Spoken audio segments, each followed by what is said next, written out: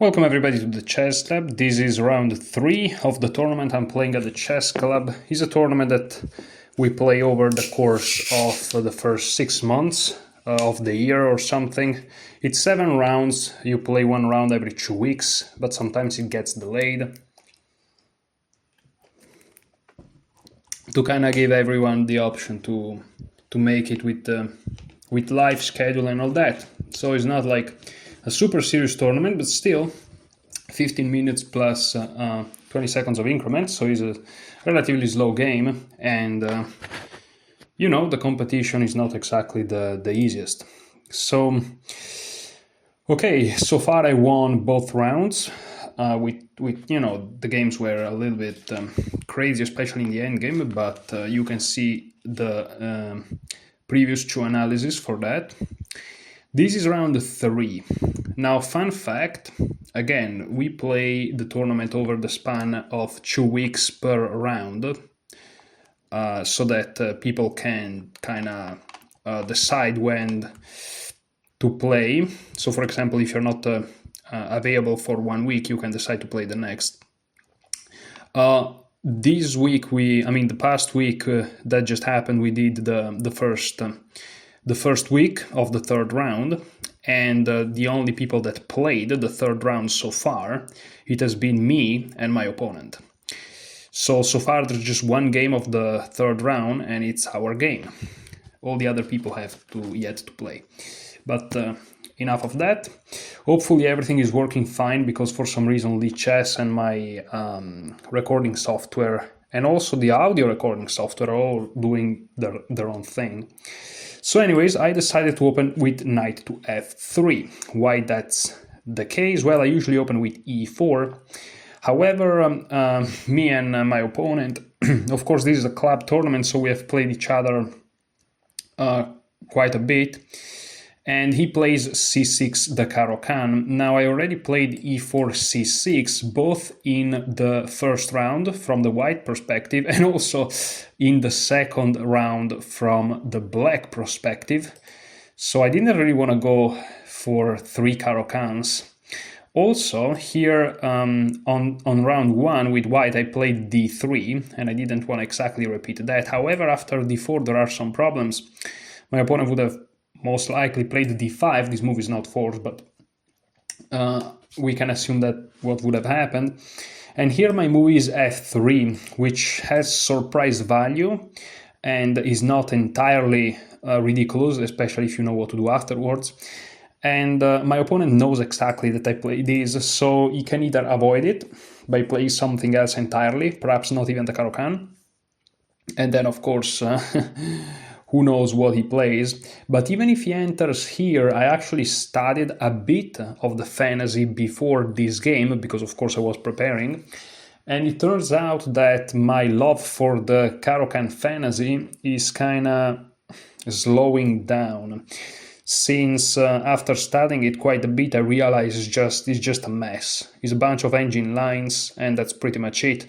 Now, of course, it's playable, and it's 0-0 in the end of the day, like literally everything in chess. But I decided not to go for e4. Now, of course, after e4, c6, d4, d5, I can play other things than the Caro-Kann, right? However, I'm not really well prepared on anything, and my opponent is not a player that you should underestimate. No one is, really.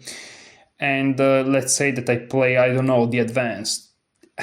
I will bet he knows more than me, or even if he doesn't know like more than me in terms of pure knowledge, notions, he has definitely more experience. I mean, how many times I've had online, let's say, this position with the advanced? Well, very few, and him, well, probably more than me. So, and same applies to all the other Caro-Kanns. So, okay, what other option do I have? I can play d4, but my opponent plays d4 from the white side, which doesn't mean I can't play it, but I don't know. Again, I feel like he will be a little bit more comfortable. Now, of course, I'm the higher rated player with more experience and all that, so I can kind of do whatever I want, but it's always a good practice to be professional in any situation and try to put the probabilities in your favor. So I decided to go with knight to f3. And knight f3, this move, man, I think that's the best chance against not super experienced players. And the reason is I struggle against knight f3. I'm gonna make a video one day about knight f3. I'm not qualified enough to do it now, but we need, as chess players, we need to talk about one knight f3, especially from the black side. Like, this move here is a problem. Is a problem. But anyways, so knight f3, of course I had some preparation that I kind of quickly gathered together before this game, so it's not that I play knight f3 knowing nothing. But, you know, my goal was to play something flexible. That's the main characteristic of the move knight f3, that I can tell you for sure. Something very flexible. I can always transpose into something that I'm a little bit more comfortable with if I really want to. And overall is just an okay move, really. So, okay, here my opponent plays something a little bit unusual. He plays knight to c6. Already here the main two moves are d5 and knight f6. c5 can also be played, is a perfectly playable move, but you can play anything. You can play c6, you can play e6. There are many moves against knight f3. But the good thing about knight f3 is, again, it's flexible. So if somebody plays, I don't know, something like e6 or d6 or g6 or c6, you can always decide to transpose into something else with e4, and all of a sudden you are in an e4 opening. But okay, my opponent plays knight c6, and okay, here of course I had some knowledge, but also you gotta think, what is my opponent idea with knight c6? Well, they want to play e5, at least that's the logical reasoning behind it, and if they get e5, then they may as well get d5. And it's not exactly nice to allow black to have this big center. You can do it. You can absolutely do it and go for some sort of King's Indian reverse. But that was not my goal. I played d4, so now e5 is sufficiently defended. My opponent played d5. Believe it or not, I kinda expected this to happen, despite this is a massive sideline. And the reason is, my opponent plays the Jobava London from the white side, and so I'm like, if he faces something that he has never seen, there is a non-0% chance that he plays some sort of a reverse Jobava London. Now, maybe he just did those moves because why not? But the fact that I made that reasoning and this happened, it's kind of interesting. So, okay, here, and this is the problem of knight f3 from the black side. From the white side is amazing, but from the black side there is an issue. Like here, for example, the so-called Reti plan, again, calling one knight f3 the Reti, to me, is a crime. Is literally a crime. You should be jailed. But, okay, the typical Reti plan, let's say, is to go g3, bishop g2 castle, so the fianchetto, and then going for c4 at an opportune moment. And in this position here, that's what I did, because that's my repertoire. So I played g3, and my opponent decided to play g6, and the game continued. However, and this is not a problem for white, it's a problem from black if you are trying to prepare against knight f3. If I wanted to, I could have played c4. And this is one of the main lines in the Chigorin, which is a completely entirely different opening that usually originates from d4, d5, c4, and here instead of going for e6 or c6 or d takes c4, these would be the main moves. Black can opt for this secondary line and knight to c6. This is the Chigorin defense. It was tried often by Alexander Morozevich, which is, of course, a very imaginative player.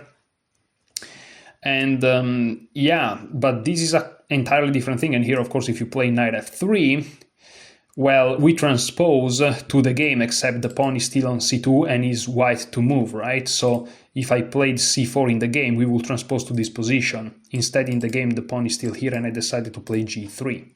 But this simply means that if we flip it from the black side here, right now, like, your opponent can easily play something like this, which is completely fine for white, or they can play c4, which is the most testing transposition into a line of the Chigorin, right? And then the game gets crazy.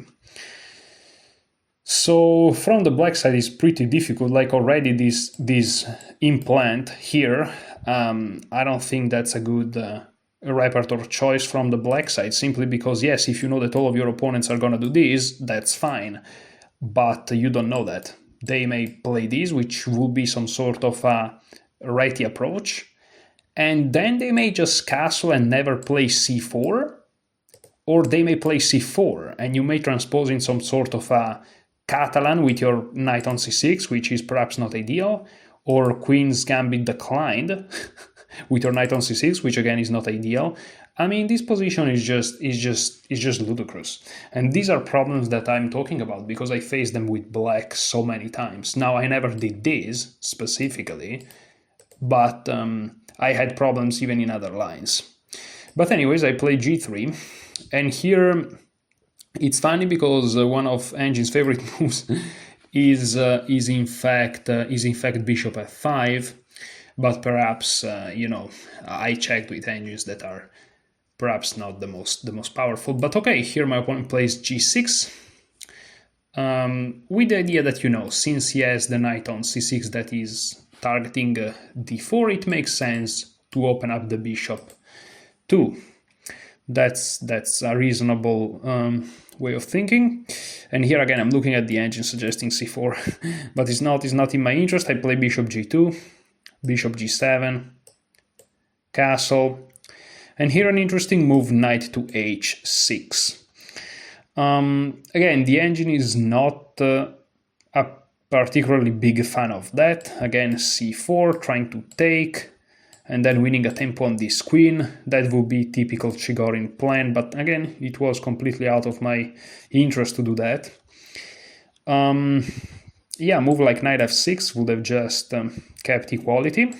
c4, d takes, and then this bishop wouldn't look at the pawn, so you are in time to play knight f3, trying to go for this pawn.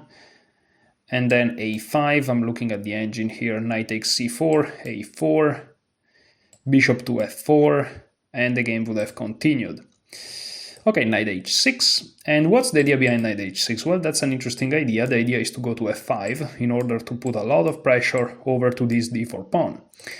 It's very logical. The problem of this plan is that white can simply play c3, and in one move, all of these three pieces, especially if this knight comes here, all of a sudden they're biting on granite, all of them. And this bishop also is a little bit blocked. And usually in this type of positions, after something like c3, black would love to play c5, but of course this knight then is misplaced. So c3 is a great move here, but still c4. The engine really loves this c4 move, which is understandable.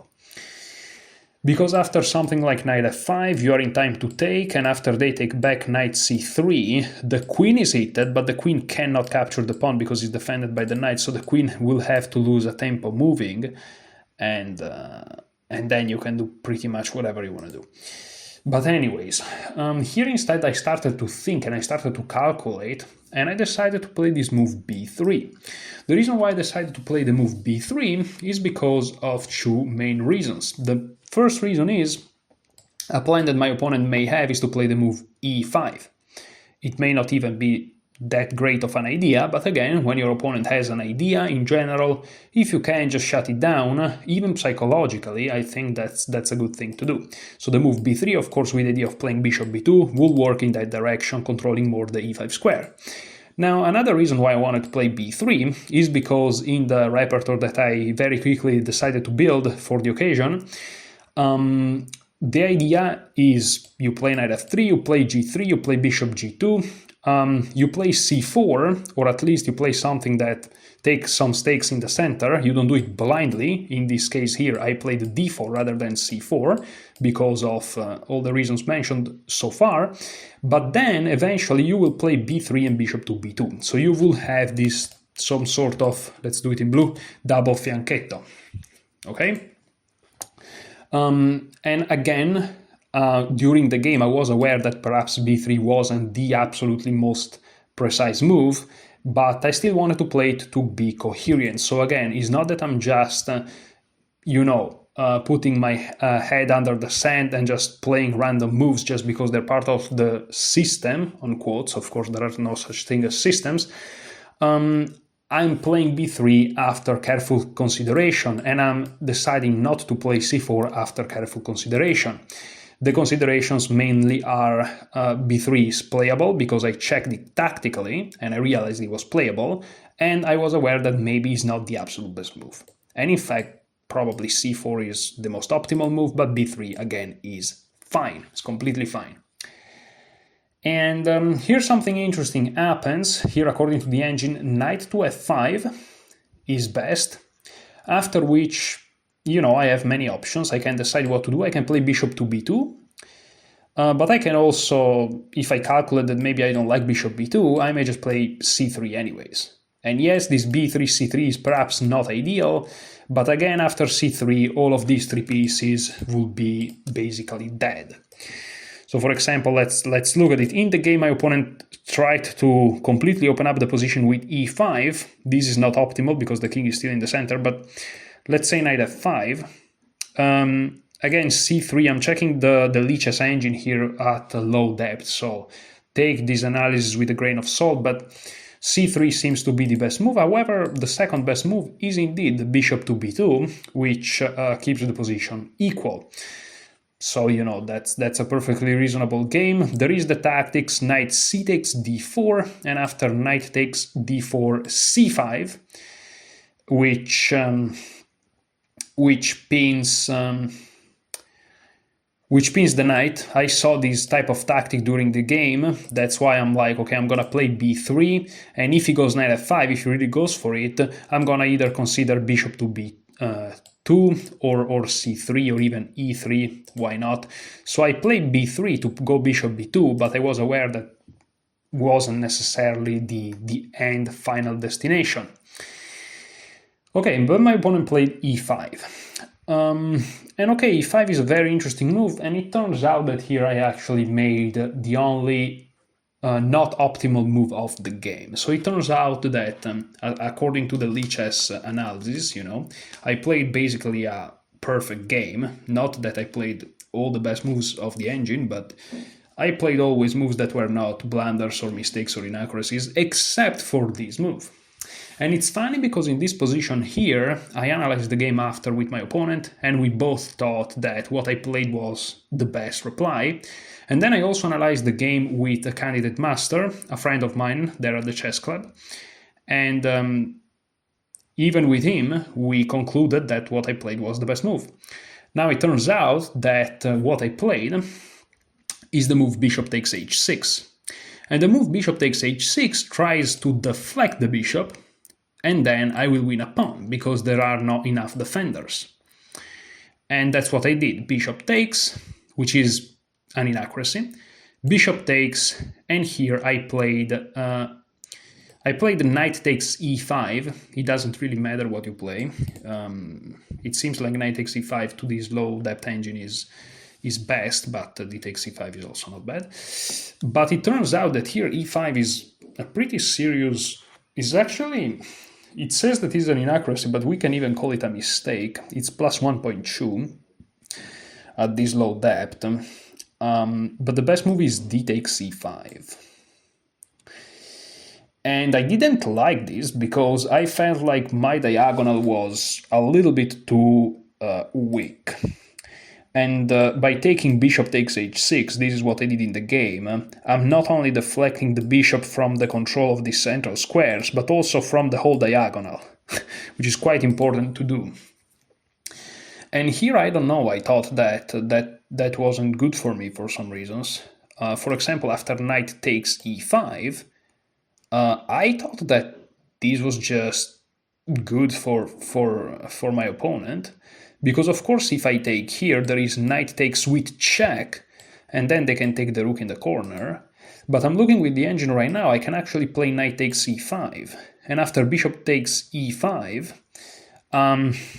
the rook is hanging, I can take this, they can take here, and I stopped calculating here. Now I didn't start calculating from here, but I calculated this whole variation from here. After knight h6, in my mind's eyes, I was like, okay, b3, if they play e5, what if I, well, of course I calculated that, but I'm like, what if I take, sorry, they can take, I can take, they take, okay, I can give away the rook, yeah, but I don't like this. And I even saw that this was hanging, but I don't know, I didn't like it.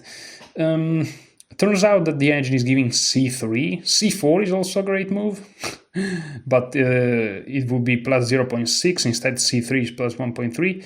And I guess the idea is that you're trying to kill this bishop somehow.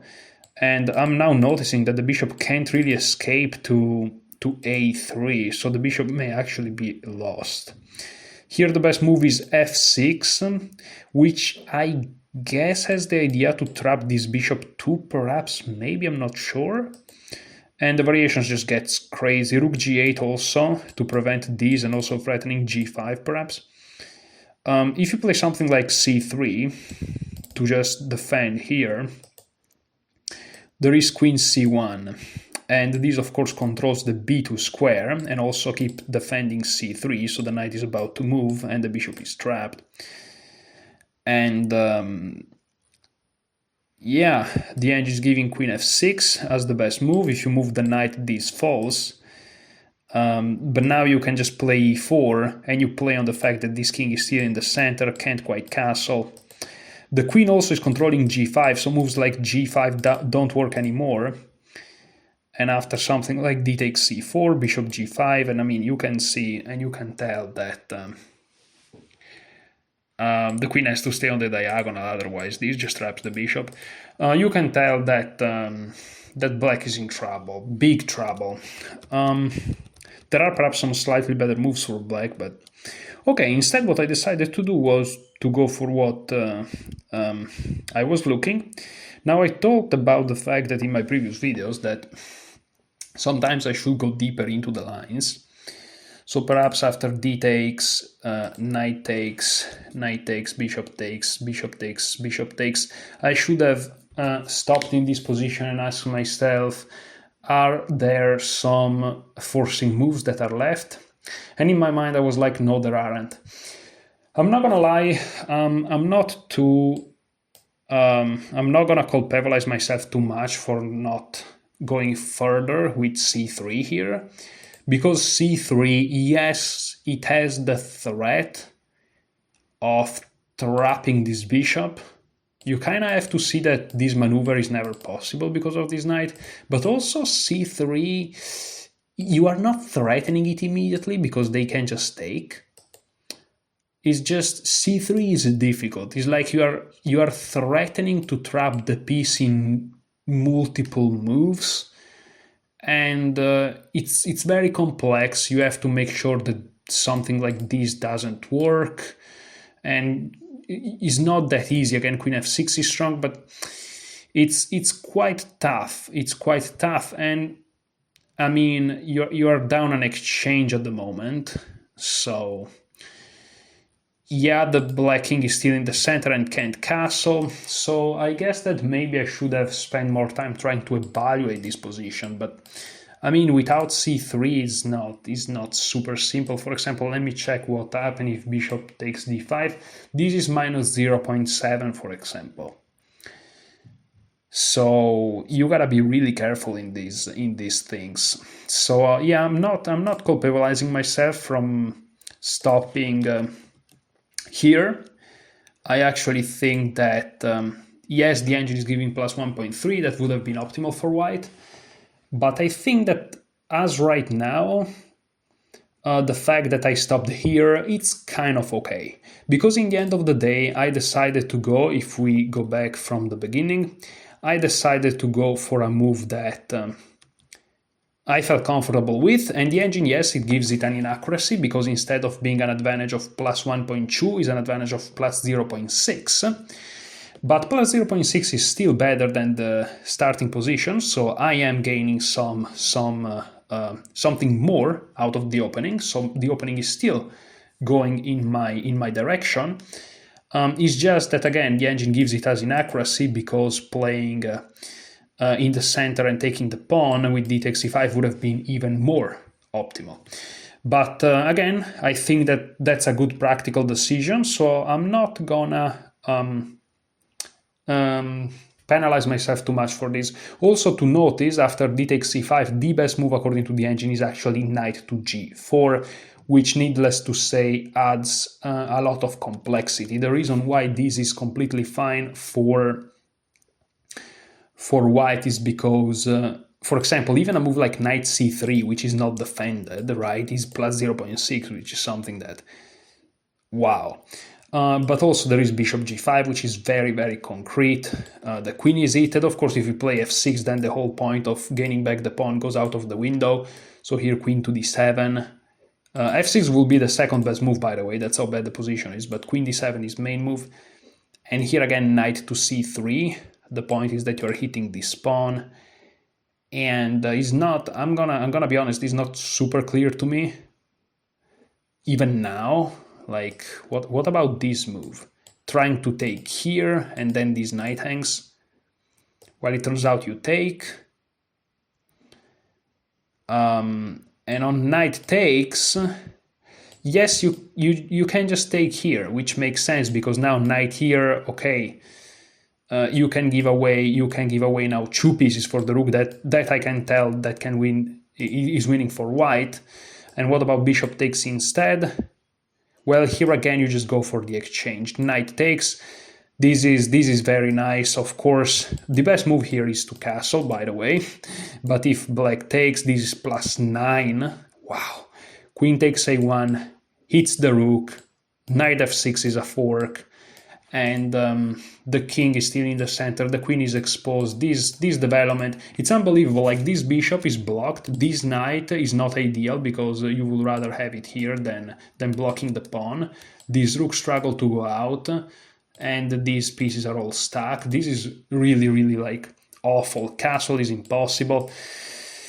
So yeah, that's quite impressive. But yeah, knight g4, bishop g5, queen d7, knight c3, the best move would be h6, but okay, at this point you can play bishop f6. And the position is plus 1.2 again. Let me just check what happens. Knight takes d5, yeah.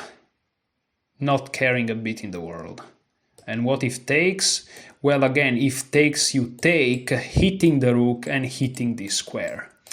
That's an interesting pattern, though, you know? You are hitting the rook, meaning the piece that is attacked doesn't matter, because if black takes, which is the best move, because otherwise you lose the queen, but if black takes, you win the rook, which is of course winning, and if you move the rook, even by castling, there is this fork. Yeah, queen on d7, in my experience, is, of course, this, what I'm about to say, absolutely depends on the position, but is usually like, is not a good thing, because again, it can be subjected by bad things. But okay, these are some nice tactical nuances. Okay, from this I can learn, of course, and there is a little bit of okay, objectively there is unprofessionalism from my side, because d takes e5 you have to calculate. But again, bishop takes h6 is a capture, and I calculated the whole line. Again, is not optimal, but is not even terrible. So yeah, I guess the inaccuracy is appropriate. So bishop takes h6, of course my opponent has to take back. This is now the game. I'm sorry guys if I'm going a little bit out of the path, but this is chess, you gotta analyze, you know. And here I took knight takes c5. I debated, of course, whether or not to take with a pawn or with a knight. I decided to take with a knight. If I take with a pawn after bishop g7, I don't have queen d4, for example. Instead, after knight takes c5, if my opponent takes and plays bishop g7, in the future, or even right now, I always have queen to d4. Because again, this knight is gone. This is debatable. This low depth engine agrees. Knight takes c5 seems slightly better than d takes c5. Both are playable, but okay, I went with knight takes c5, and here my opponent plays perhaps the decisive mistake of the game. Yes, again, if I was able to exploit it, e5 would be the decisive mistake, but I didn't find these all absolute shenanigans, right? And so after this moment, this move here, bishop g7, is quite bad. Better would have been to take and actually go into this. Here the best move is f4, and after f6, again, not caring too much about this pawn, but going for knight c3. This is literally like engine line that I'm looking at. Of course, putting a bunch of pressure on this pawn. And after something like c6, now e4, again going after that pawn, f takes e5, e takes d5. And taking here, I mean, I haven't checked, but I would assume is like death. Let's check. Yeah, queen e1 is even better, so you even defend this guy here. Is queen here a move? Apparently no, because you play d takes c6. If they take back, you fork them. If they take here, you can take with this rook with check, and then you're gonna move the knight, which is out of the pin. And after even this trade, for example, right, the problem is that, again, it's check, so the knight's gonna move, and after the knight moves, this is a fork, and if they take, the rook is hanging, so black's position collapses, so that's something to think about. So again, opening here just doesn't work tactically, and so castle would be the best move, but now d takes c6, and again, black has problems everywhere. That's kind of the point. So yeah, not the easiest positions to navigate, both for me and for him. But yeah, knight takes e5 would have been the most resilient with this idea f6.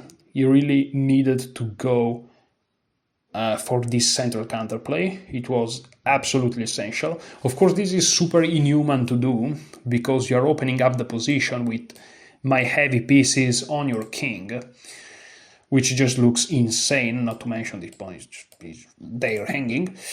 But yeah, the engine of course sees everything and he knows that this is the best way to go. My opponent plays the human bishop g7, which I expected. And now of course the threat is much more human, right? Take, take, take, and Magnus Carlsen sign a contract. So bishop g7, knight takes c6, this is what I played. Yeah, so here I went for a conversion, which is... now I'm a pawn up, and I decided to go for this simplification. And the engine approves, it seems like this is the best idea. So basically here we find ourselves in a position that kind of resembles certain lines of the 4-knight Scotch, if I'm not mistaken, except those positions are usually equal, but white is structurally slightly better, just slightly, except here these pawns are double, when usually it's just these 3 pawns in the 4-knight Scotch that I just mentioned. And I don't have this pawn, if I'm not mistaken, but again, here I'm up a pawn. Let's look at the 4-knight Scotch very quickly. I know that this video is just 5 hours long, but I couldn't care less. So this is the 4-knight Scotch. Of course, the Scotch will be without these 2 guys included. And of course, this is for nice Scotch. It's a little bit simpler than the actual Scotch. That's why I played. And after take, there is this. Here there is the threat on this pawn because this is pinned. So you take here first, attacking the queen. So yeah, black can take here, but he's never in time to take here. So this is the main line. Here you defend. You never care really about this. And as you can see, these two pawns are appearing already. Here I think d5, take, castle. You want to go queen f3, but there may be bishop g4, so you want to play h3. And here something like c6, and here finally queen f3, and here something like bishop d6. Of course, black can play anything. And as you can see, we reach this position where black has these 3 pawns, so there is no double pawn here. But if we count the pawns, it's equal because white has no central pawns. Whereas in my game, here, I also have the d pawn. So yeah, that's pretty cool.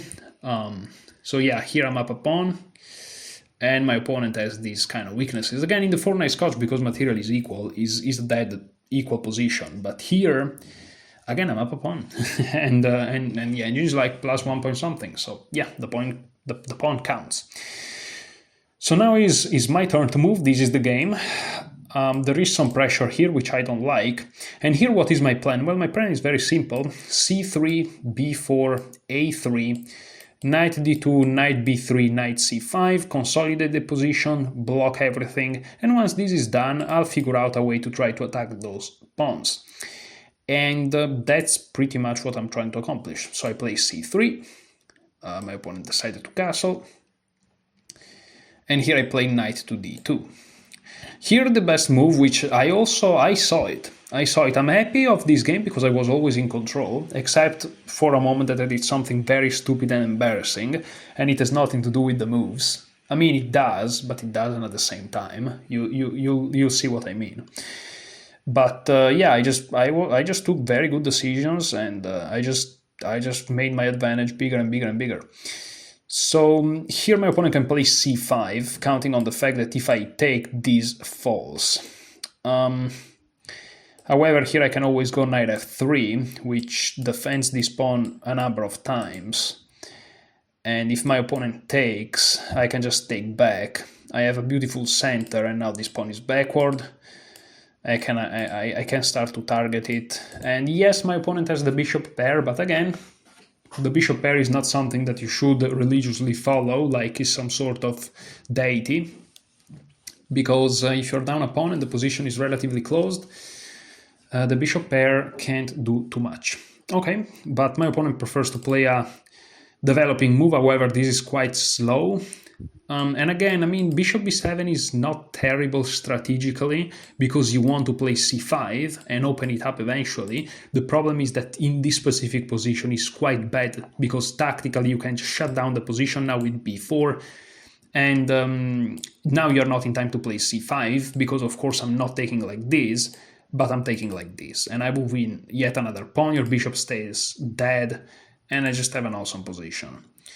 A5 was tried, which is very logical. This is also the best move. And here there are many possibilities because tactics always favors white here. The bishop is undefended, so you can get away with something like this. But here I just played A3. I played it very like chill. And here, again, trying to be active is the best thing that you can do, but it's not easy to suggest how. Because even if you open things up, again, I'm going to keep my pawn up, and you're just going to have weaknesses. So this position here is just very difficult for my opponent to place, plus 1.5. There's really not much to be said. My opponent tried queen to d7, but unfortunately this creates some geometrical problems. I exploited it immediately with knight b3, which is a move that I wanted to do anyways. Now I'm threatening knight c5, which will force the queen to an unfavorable square, the only move to defend the bishop. I'm threatening the pawn. A takes b4, almost only move. And here I could have captured, right? But I prefer to play first knight c5, which somehow is actually the best move. I don't know, I felt like my knight wanted to go to c5 anyways, so I'll rather bring it there immediately. And here I only move queen c8. Again, this is a fork, so queen c8. And here it turns out that it doesn't really matter what you do, a takes b4 or c takes b4. I decided to play perhaps a little bit counterintuitive c takes b4, which I know that you may scream at this. And okay, why didn't I play a takes b4? Well, the reality is a takes b4 is completely fine, perhaps is even the best, but I'm gonna be honest with you guys. Of course, you know this is better for white, and the engine is screaming plus 2.2, so it's perhaps you can even say winning. But the truth is, like, white is up a pawn, for example, here, but you don't really feel it. Like, if I give you an order and I tell you, okay, now you tell me exactly how white wins, you're gonna look at me and you're gonna be like, hold on, bro, chill. Whereas here, after I take c takes b4 like in the game, if I tell you, okay, you have to tell me how white wins, you're gonna tell me, you're just gonna push the pawn and then somehow this guy's gonna promote. I'm not saying that this makes real sense, right? If you know what I'm talking about, but now I have one more threat, a very long-term strategical threat, which is to just push this pawn. And good luck stopping that. My opponent plays bishop to a6, and here, okay, put some pressure here, but it's never an issue. Even if he attacks it again, I can always play rook e1 and an e3. And here, perhaps surprisingly, I decided to play knight takes a6. This so beautiful knight that I majestically have, I decided to give it away. Also, something I forgot to mention, very important, after c takes b4, this file is also opening up. So not only now I have this chance of pushing this pawn, but also I have the chance to target this pawn here, especially after the light square bishop's gone. Whereas if you compare it with a takes b4, not only I don't have a passed pawn, but also this file is closed. So I don't know, to me, humanly speaking, it just makes a lot of sense to take c takes b4. Now, I understand why other players may disagree and why the engine may... I mean, the engine thinks that this is, like, it doesn't even consider it an inaccuracy, so it's fine, but perhaps it bends towards the other move. And I understand it. You just keep your knight in a beautiful position. Your pawns are all together. The center is strong. But I don't know. I really like this c takes b4 idea, followed by just taking the bishop. Again, you may say, okay, this bishop is bad, this knight is good, but in reality, if this bishop reaches this square, I mean, I always had the option to eventually trade it. And perhaps in the game what I have underestimated is the power of this knight here. I thought the knight is not going anywhere, but it doesn't have to go anywhere. You can just push the pawns and then all of a sudden this knight is supporting the advance of the pawns and can result to be extremely annoying. So maybe that's what I slightly underestimated. But again, knight takes a6 is not even an inaccuracy, so it's completely fine. Queen takes a6 by my opponent. The engine here seems to really prefer rook takes a6. I mean, again, now the position is just very tough. So queen takes a6, e3, because, okay, here I want to play queen c2, of course, trying to target this pawn, but if I play queen c2 now, this is a cold shower, and all of a sudden... yeah, that's just blundering a pawn. So e3, just played very safe. And again, it's not that I went into this transformation of the position randomly. I was aware that, for example, this bishop here can become good into supporting these pawns. Like once the pawns reach this conformation, this bishop here that can go on f1 can break on the light squares. And even if they make a piece here, this bishop can also push this pawn forward. So, and this bishop here, again, you have to look at what's left on the board. What is this guy doing? Like, I don't know. To me, this was very logical way of proceeding. Rook f2, e8. Now it's plus 2.5. The position is really, really tough. Queen to c2, this is very logical move, trying to target this pawn. Okay, here an idea to activate this bishop is bishop to f8, which is an idea that I remember I faced this idea in a game that I played with the, what's the name? The bird. I played one f4, and then eventually I reached a position where I would have been completely winning if it wasn't for the activation of this bishop. And then it was equal, and then I blundered, and then I lost. So yeah, this bishop can be activated via this diagonal. This is a pattern that sometimes comes up. But okay, queen b7 first, which aside from what the engine is saying, it makes human sense, because after a4 the queen can just take the pawn. Even though after a4 the queen takes the pawn, you take here and everything collapses here. So yeah, the reason why the engine is not enjoying this move too much is because the position is so bad that you can even play a4 here. It's actually the best move according to the engine. which is terrible. Yeah, a4, queen takes, and this now everything collapses. And if you lose these two pawns, then this is also a passer, and you have two passers, and this is a connected passer. You can even lose this one and it's still probably winning. That's bad. But okay, this is the game. I played rook f to c1, going after this pawn, and here rook to e6.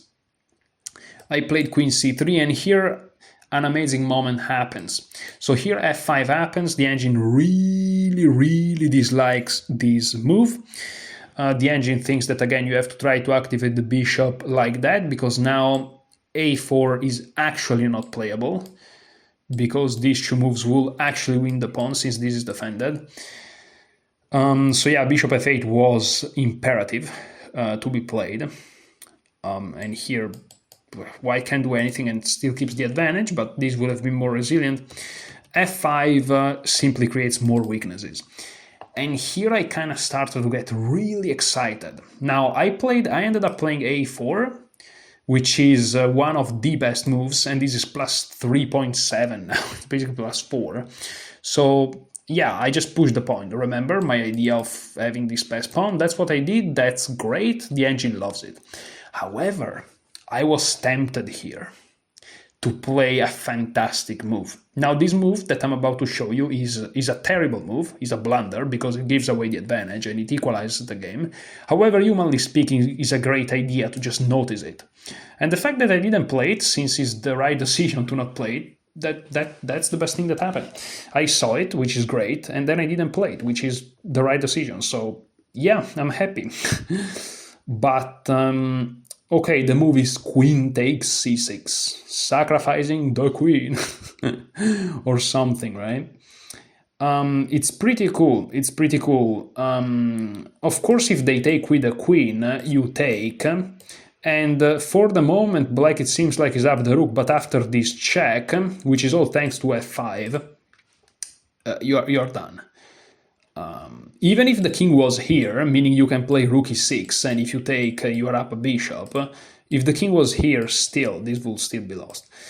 So, but here, of course, you can't even do that. And yeah, here king h8 here, and you're just up a trillion pawns, and this guy is just rolling, and there's nothing to be done. Yes, opposite color bishop, but you are 2 pawns up, or maybe even more. Probably more, like 3 pawns up, and 2 are like, there is 1 passed pawn, but you're gonna have 2 even. It's completely winning. So, but this is not the critical line, of course. The critical line is what happened if a rook takes. Well, here I wanted to play bishop takes d5 check, the king moves, and then bishop takes, the queen moves anywhere, doesn't really matter, and this would have been the position. Unfortunately, in my mind's eyes, I couldn't see this position clearly, and so I thought that black had like 3 pawns like this, or some bullshit like that. Had I saw this position very precisely after rook takes c7, I may actually have gone for this. Now, thankfully, I didn't, because from the distance, well, again, I missed many things, that's why I didn't trust myself to enter the position, which, again, was the right decision. If you don't see it super clearly, you don't enter it. Great. But also, here I completely missed this idea h5. And it turns out h5 is quite annoying because it's threatening h4, h3 with checkmate. And it's surprisingly difficult to play against this, because after h4 if you take, well then all of a sudden there are gonna be some perpetuals potentials, if not even something worse than that. Of course the queen has to be very careful, but... And here the engine just gets crazy. b5 is technically the best move, which is just wild, but even h4 is something that works, and here black really wants to get this so hard that they play g5. And after h takes g5, h4, g takes h4, f4, because why not? E takes f4. I'm not joking, this is a line that the engine is giving. Here there is queen f3, and black will give perpetuals. There is no way that you avoid the perpetuals. This is 0-0. This is an insane position. This is one of the most insane positions I've ever seen. I mean, it's not super scary for neither side because you humanly even intuitively understand that there's gonna be perpetuals. But like when it just comes from to the material standpoint and the conformation of the pieces, it's just crazy. So okay, and that's really nice. But none of this happened. Again, I played the more professional move, let's say. Sorry if you heard a weird sound, I just knocked down my microphone almost. I played the perhaps more professional move, a4, hopefully Peter Lekov will be proud of that. And, you know, he's the one that in the coverage of big events, he always says, "Oh, and this is the professional move." That's funny. So okay, I played a4. I mean, I am proud of this move, and the reason I played this move is because I didn't really see what happened after queen c6. So, you know, there is suffering from success, and there is also succeeding from not being good, I guess. I just invented that now. So, okay, here my opponent played rook to d6, perhaps sidestepping some of these lines, even though it doesn't sidestep nothing now that I realize. I can still play this. And now this is actually much better, yeah, because I have this pawn more. Yeah, I should have gone for this. Now I should have gone for this. And now king f8 is better. Okay, let's go with it. It doesn't really matter. Yeah, now I am one square more, you know. And here if it's the same is played, well now a5, that for some reason wasn't good before. Nobody knows why. And after h4, a6. Oh, okay. And after h3, rook b7 shuts it down. And instead, in the other line, my pawn will be here. That's the difference. My pawn will be here, because it was one square below. Unbelievable. This is crazy. That's crazy.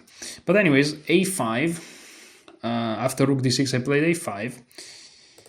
Which again is completely winning. No, okay, in reality queen takes c6 would be a mistake, because after rook takes c6, bishop takes king f8, bishop takes c6, queen whatever.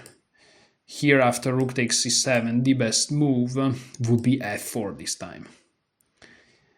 And I guess that if I take like this, perhaps there's that, and if I take like this, queen f3 again is gonna create some counterplay, and because of this reason, this time this is better for white, however, it's not so clear-cutted, and so the engine is like, no, a5 is just +3, you know. So again, playing the best move, I'm happy.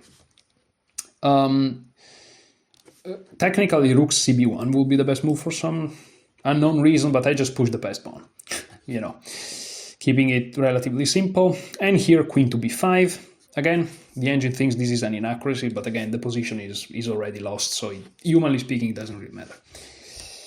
Better would have been g5, trying to find some counterplay, but after b5, which is just crazy. Now, if you take here, I can kind of see there may be issues. No, well, if you take here, there are definitely issues. What about this? Or rook cb1 now, only move queen a6 perhaps, or queen e2. let's say queen a6, now bishop f1, now queen a7 or something, and here a6, and I guess that you're just dead. If you try to prevent it, rook takes b8, a7, the queen only move is here, and now queen a5, and if the rook defends, well then rook b1, and a new threat is born. And if you defend, well then this pawn falls.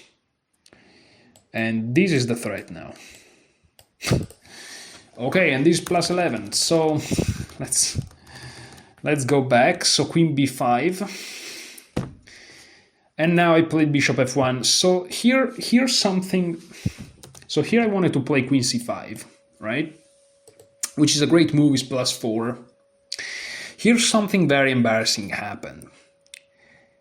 I recently saw a YouTube video. This is very embarrassing, but I recently saw a YouTube video by Grandmaster Ben Feingold titled "Always Repeat." And he's like, he tells his stories, and then he's like, you should always repeat because of different reasons. And he's like, but be careful, because if you're not sure that when you're winning, you should always repeat if you can. So for example here, bishop f1, bishop g2, queen b5, bishop f1, right? I'm repeating. And there are some reasons why you should repeat, according to Grandmaster Ben Feingold. And I was kind of, wow, that sounds cool. I want to try it one day.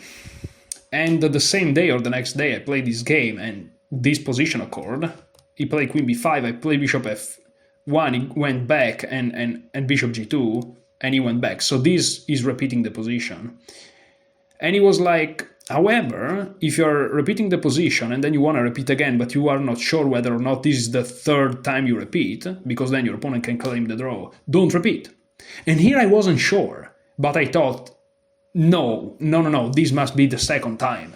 And so I played bishop f1, he went queen b7, and then I went bishop g2 again. And the engine is like, this is a blunder, because I'm repeating for the third time. But I thought it was second time, because in my mind, for some reason, like, if he plays queen b5 and I go bishop f1 again, that's third repetition.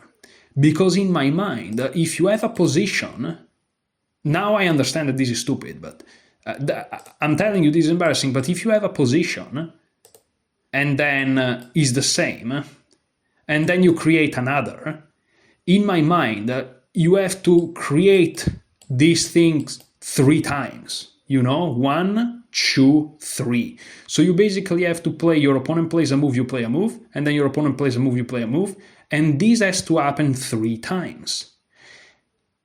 But that's stupid. It just has to happen once, If this happens, and then 2 moves happens, and this happen, and 2 moves happen, and this happen, this is 3 times, because it's about one single position. It's not about, 2 different positions that the players create. This would be 4 tempi, but is 2 moves. And it's just one.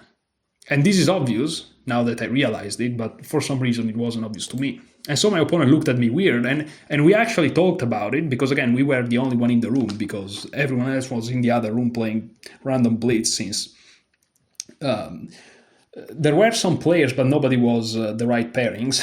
That was pretty funny. Not for them, I guess. But basically here, he looked at me like, is this a draw? And I'm like, I don't think so.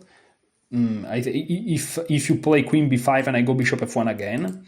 However, I told him, if you want to make sure, because he was like, I don't really know how it works. And I'm like, I think that I'm right, but I'm not super sure, which is true. I genuinely thought that he had to play queen to b5 and I have to go bishop f1 again for it to be a draw. Now I know it's wrong, but in that moment I thought that was the case.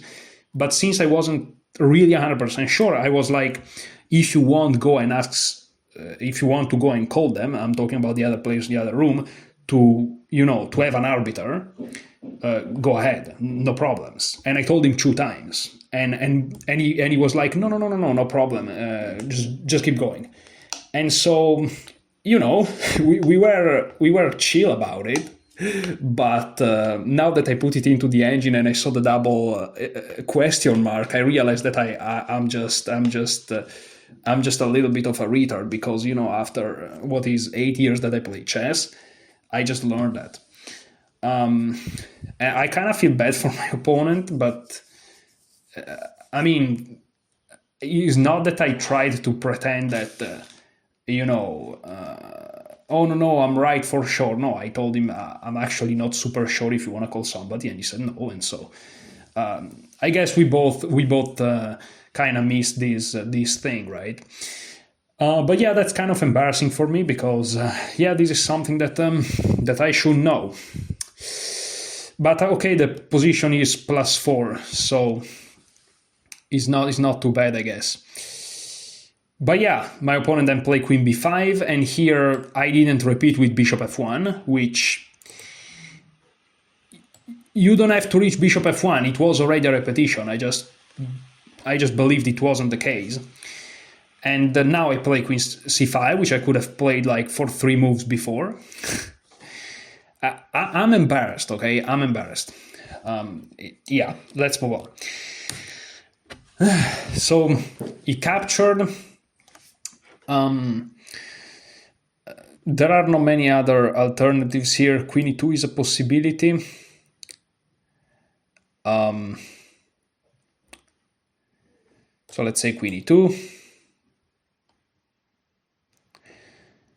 And here you can keep going with rook c2, and eventually you'll find a way to push these pawns, like for example queen a6 or something. You can try to play bishop f1. You have many options at this point. But queen takes c5, okay. And here again is not super obvious what to do. The engine thinks that both of these moves are winning. Of course, if you play these, you have to be slightly careful. Not too much though, but still you have to be careful. But here I took with the rook, which is the best, and my idea is that now I'm also targeting this pawn, and I have a threat at the moment.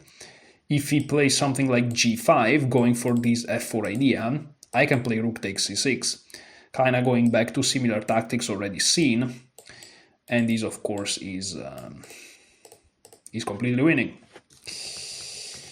But he played king h8, again stepping out of these threats, so I can't just execute them. And here I'm very happy again.